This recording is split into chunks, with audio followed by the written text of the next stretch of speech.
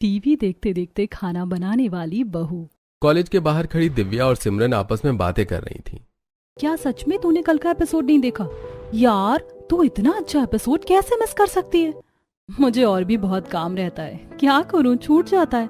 तेरा कुछ नहीं हो सकता, मैं तो एक भी एपिसोड नहीं छोड़ती और जिस टाइम आता है उसी टाइम देखती हूँ, क्योंकि मुझे रिपीट टेलीकास्ट भी नहीं पसंद। अच्छा बाय, चल मैं चलती हूँ।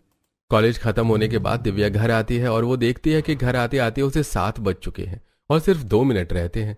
अब दिव्या भागती हुई अंदर आती है और बिना जूते खोले बैग सोफे पर रखकर टीवी ऑन करके बैठ जाती है।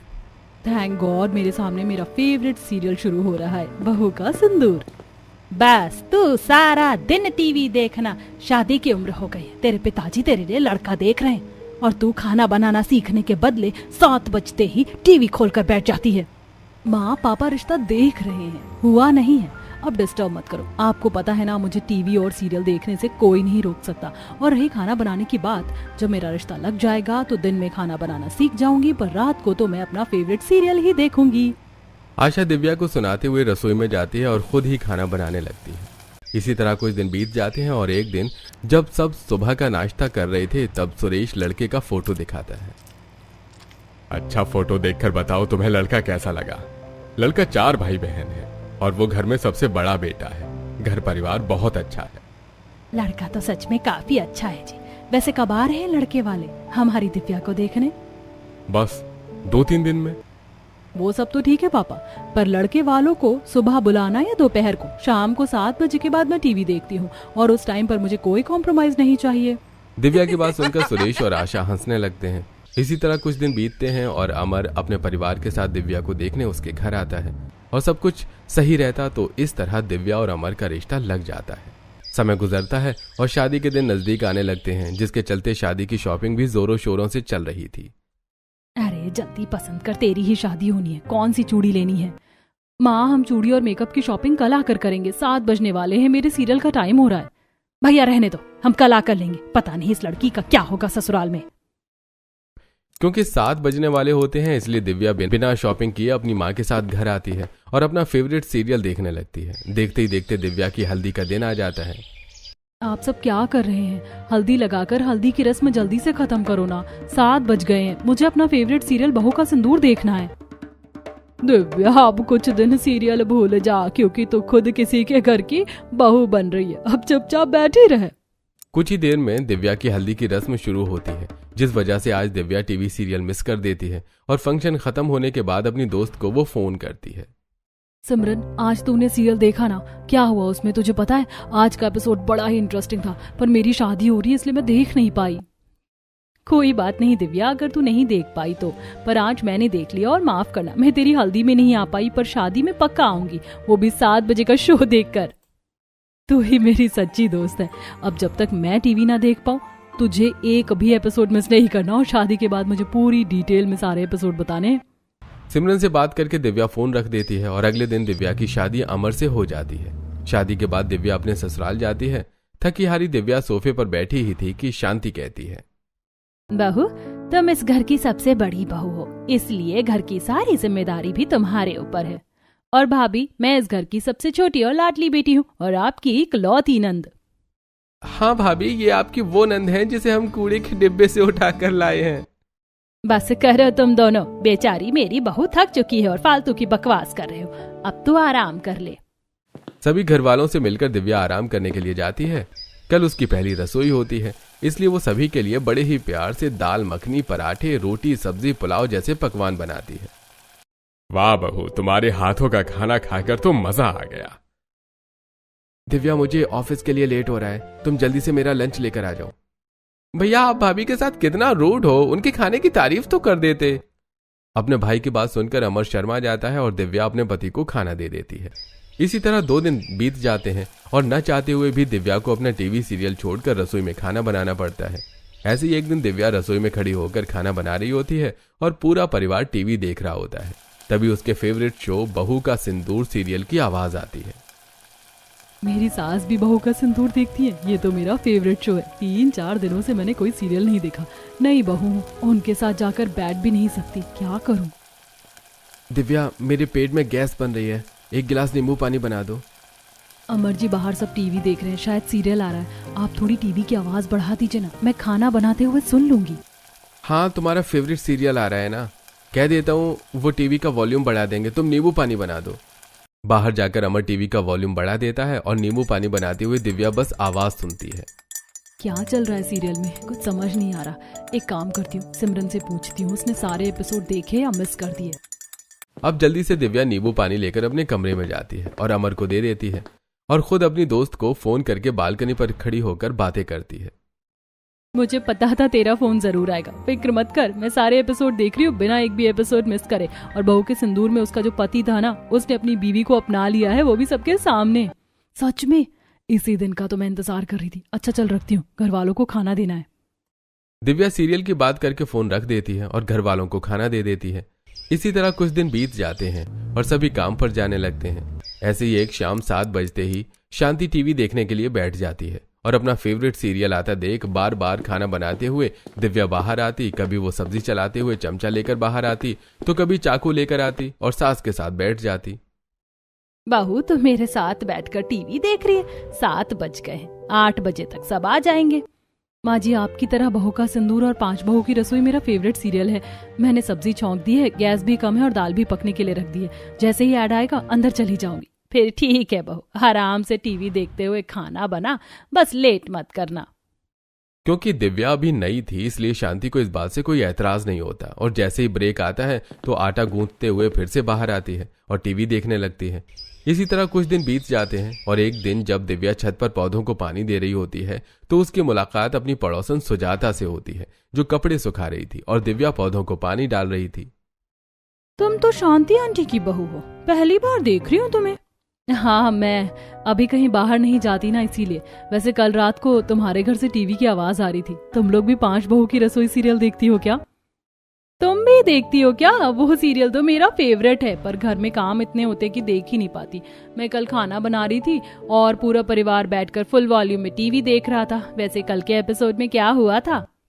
इस तरह दिव्या को ससुराल में एक सीरियल गॉसिप सहेली मिल जाती है जिससे वो सीरियल के हर एपिसोड को डिस्कस करती है। इसी तरह एक हफ्ता बीत जाता है और घर में कोई नहीं होता। 7 बजने वाले होते हैं और इसीलिए दिव्या जल्दी से गैस पर दूध और चाय रखकर सोफे वाले हॉल में हाथ में रिमोट लिए टीवी चलाकर बैठ जाती है और अपना फेवरेट सीरियल देखने लगती है। मेरा हमेशा फेवरेट रहेगा ये शो। कहानी में क्या ट्विस्ट आ रहा है? ये सीरियल का हीरो है, पहले मार खाएगा और फिर मारेगा। दिव्या टीवी देखने में इतनी खो जाती है कि वो भूल जाती है कि उसने रसोई में दूध और चाय रखी है। अब जैसे ही शांति घर आती है अपनी सास को देखकर उसे दूध का याद आता है और वो भागती हुई रसोई में जाती है और फैले हुए दूध और चाय को साफ करने लगती है।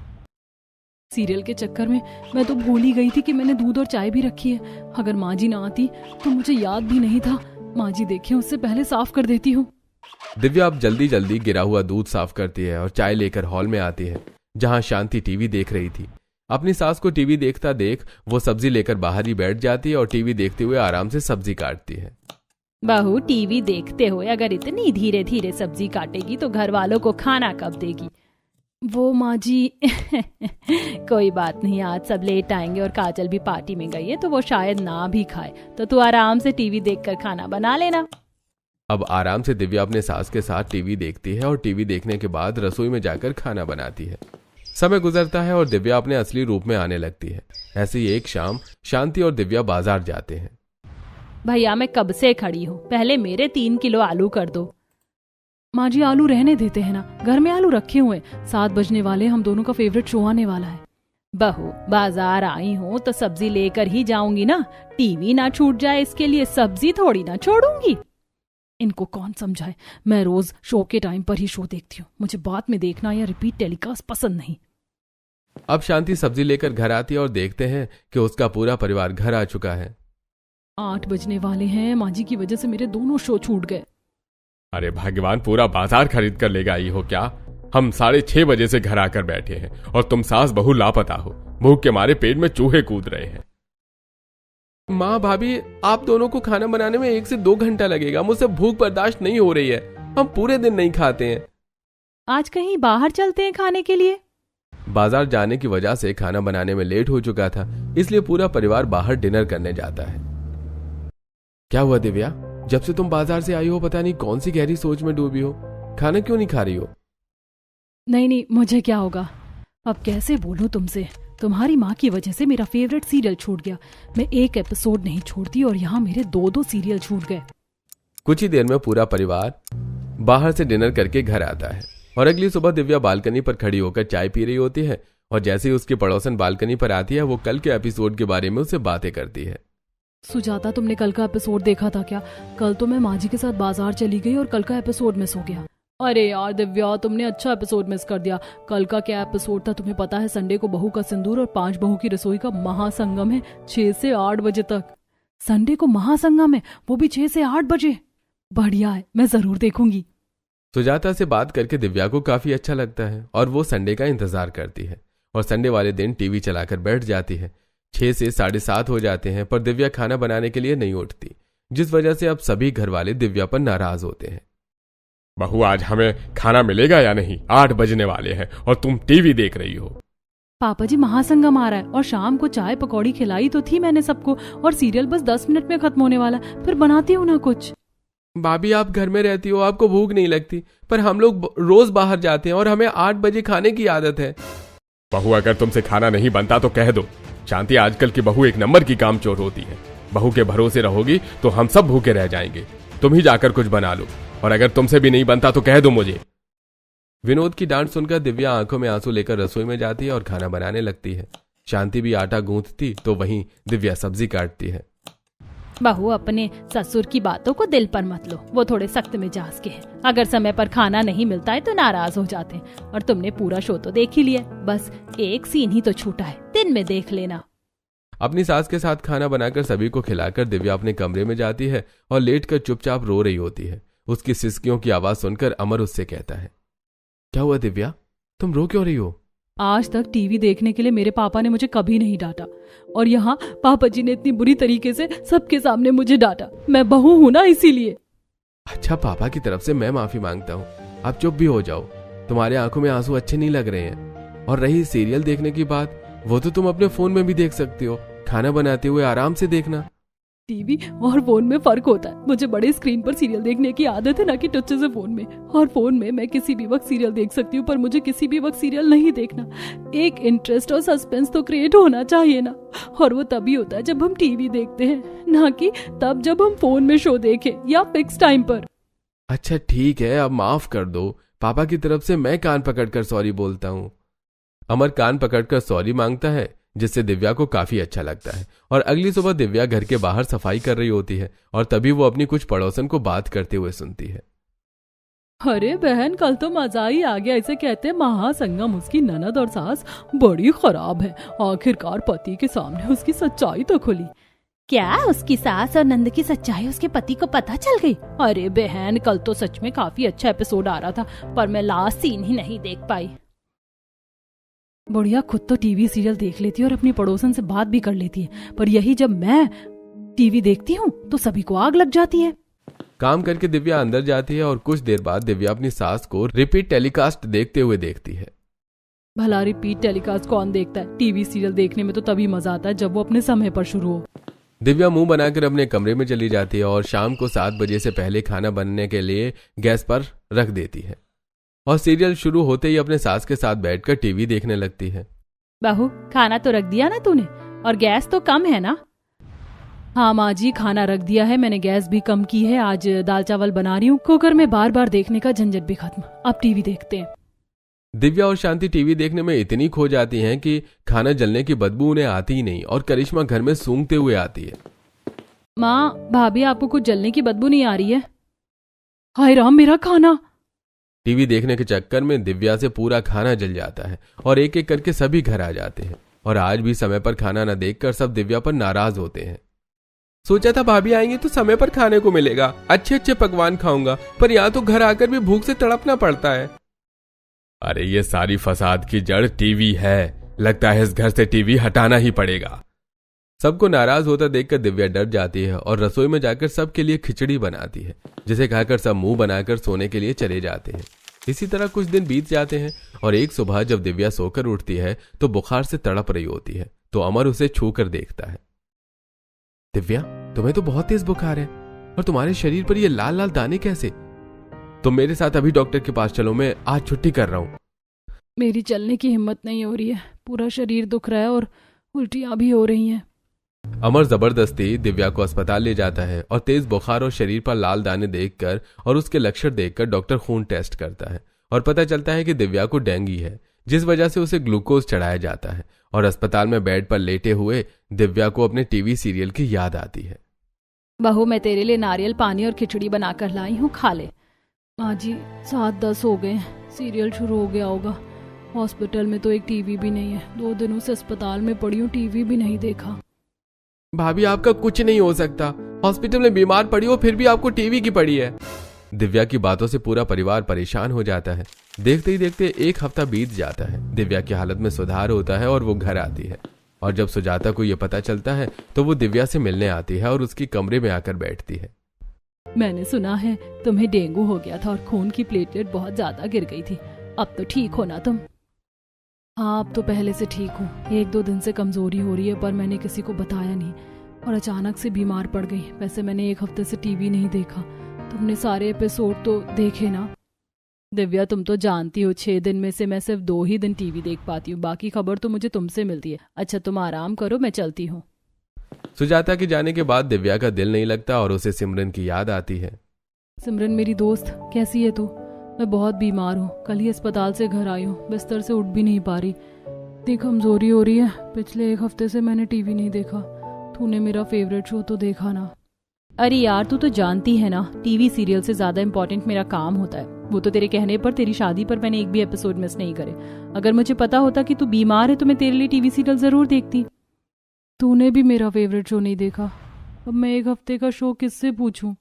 तो इतनी दुखी क्यों हो रही है? फोन में भी तो तू सीरियल देख सकती है। माना कि छोटे और बड़े स्क्रीन में फर्क होता है, पर अगर तुझे टीवी देखने में दिक्कत है तो फोन में सीरियल देख लेना।